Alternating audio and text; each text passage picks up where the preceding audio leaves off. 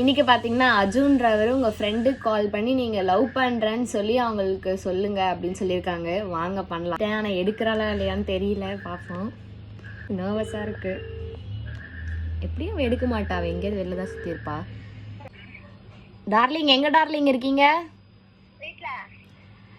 நான் உனக்கு ஒன்று சொல்லவா? நான் ஒரு பையனை லவ் பண்ணுறேன்டி. நிஜமாதான்?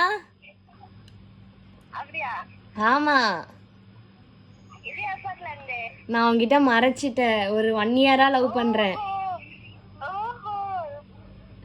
1 இயரா லவ் பண்றேன்டி.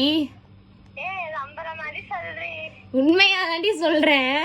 நிஜமா பண்ணிட்டு இருக்கேன்.